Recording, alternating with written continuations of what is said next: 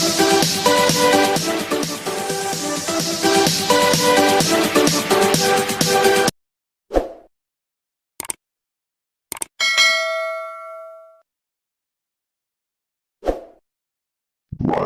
Berita. Tahun 2023 diprediksi sebagai tahun yang sulit, di mana dunia masih akan menghadapi the perfect storm. Atas hal itu Indonesia diminta untuk waspada dalam menghadapi kemungkinan risiko yang terjadi. Asal tahu saja, the perfect storm merupakan serangan atau badai ekonomi yang berasal dari berbagai sisi, baik itu inflasi dan suku bunga bank sentral yang tinggi, resesi ekonomi, dan tensi geopolitik. Inflasi yang tinggi tentu membuat daya beli masyarakat akan tertahan. Pertumbuhan ekonomi dunia yang sebagian besar ditopang oleh konsumsi masyarakat, pada akhirnya akan mengalami kontraksi dan memicu resesi ekonomi hingga stagflasi. Oleh karena itu, Indonesia harus bersiap diri dalam menghadapi gejolak perekonomian ke depan. Mengingat konsumsi masyarakat adalah penyumbang 56% sampai 57% pertumbuhan ekonomi nasional, hal tersebut di atas kompak diperingatkan oleh 4 lembaga internasional, yakni International Monetary Fund (IMF), World Bank, Asian Development Bank (ADB), dan Organization for Economic Cooperation and Development (OECD). Keempatnya memproyeksikan pertumbuhan ekonomi Indonesia 2023 secara tahunan year on year (YoY) diperkirakan pada rentang 4,7% hingga 5%. Proyeksi ini berada di bawah target pemerintah sebesar 5,3%. Namun, Bank Indonesia memproyeksikan pertumbuhan ekonomi 4,5%-5,3%.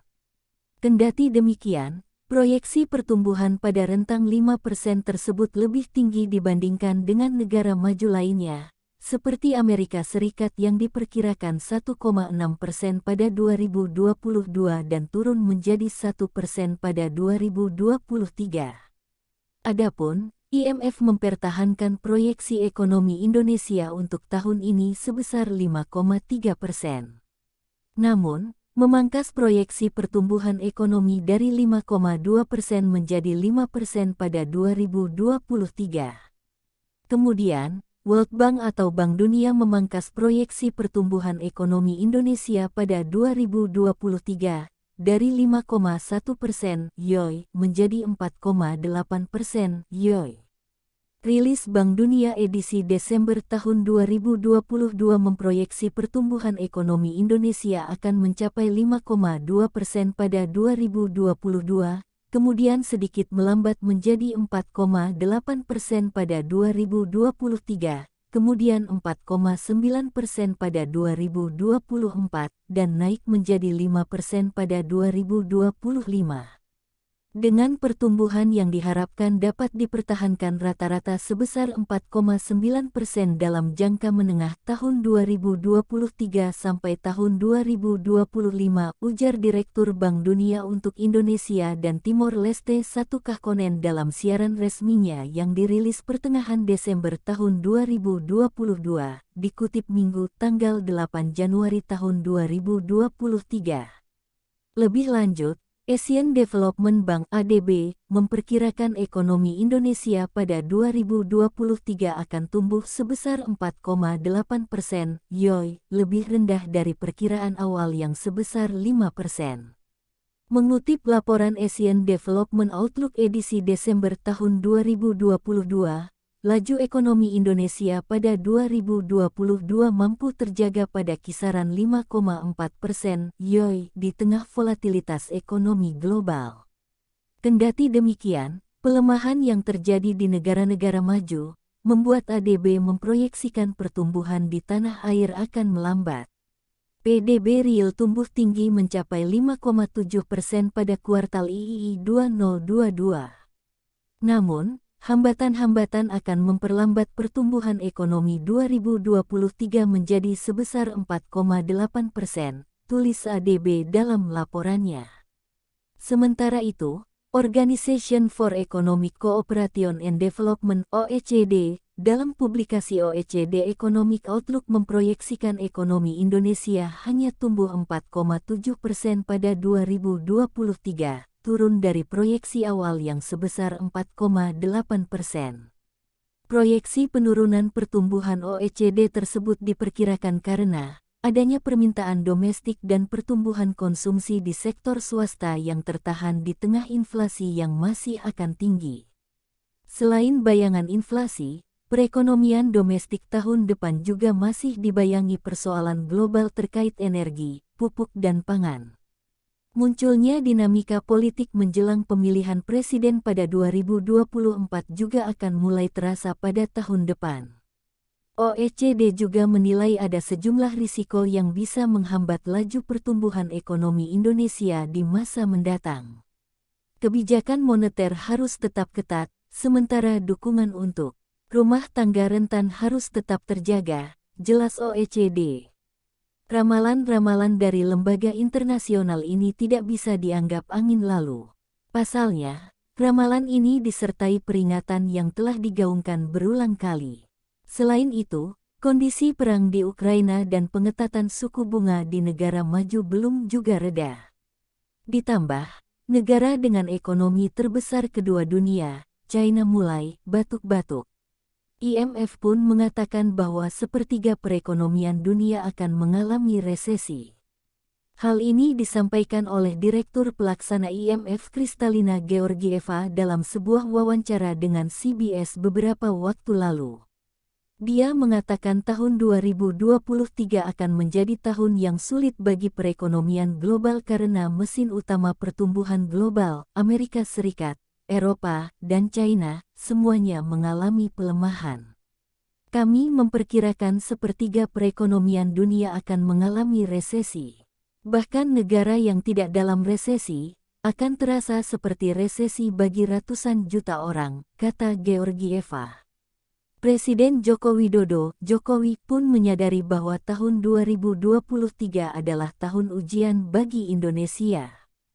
Kalau kita melihat secara global tahun 2022 ini tahun turbulensi, tahun 2023 ini adalah tahun ujian, ujar Jokowi dalam beberapa kesempatan pada minggu lalu, dikutip Minggu tanggal 8 Januari tahun 2023. Kalau kita bisa melewati turbulensi kemarin di 2022, kita harapkan di tahun 2023 ini tahun ujian ini dilewati. Insya Allah lebih mudah di tahun 2024, ujar Jokowi lagi. Pemerintah masih berharap Indonesia masih bisa tumbuh di kisaran 5% pada tahun ini. Menteri Keuangan periode tahun 2014 sampai tahun 2016 Bambang PS Brojonegoro mengatakan pertumbuhan ekonomi bisa tumbuh di atas 5% dengan beberapa syarat. Salah satunya adalah mengupayakan agar investasi bisa tumbuh sebesar 6%. Pertumbuhan ekonomi kita 5% atau sedikit di bawah 5%. Tetapi apabila ada upaya pemerintah di sisi investasi dalam artian mendorong investasi tumbuh 6% atau bahkan 7%.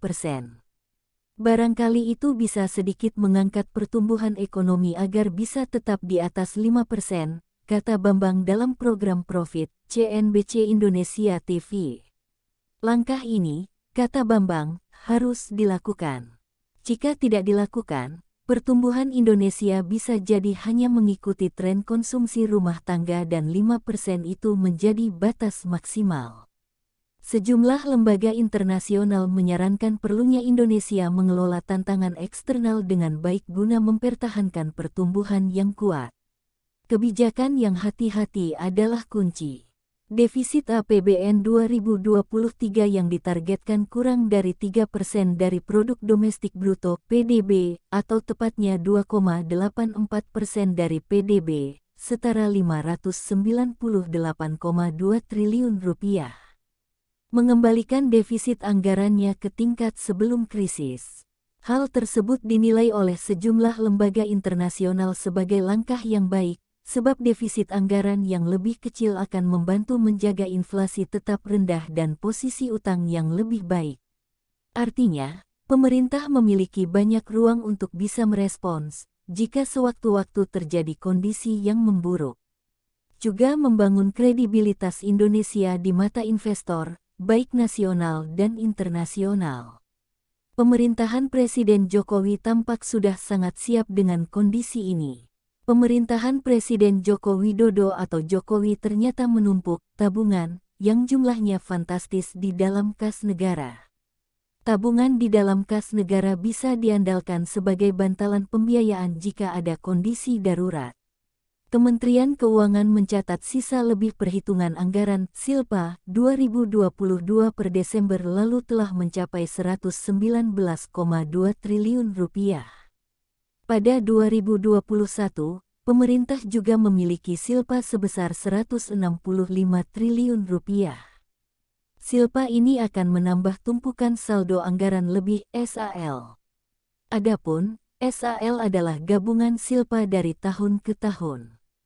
Dengan melihat perhitungan di atas, maka SAL bisa menembus 284,2 triliun rupiah hanya dari tahun anggaran 2021 dan 2022 saja. Dengan SAL ini, pemerintah seharusnya memiliki ruang yang nyaman untuk bernafas, seraya mengembalikan defisit ke kisaran di bawah 3% pada 2023.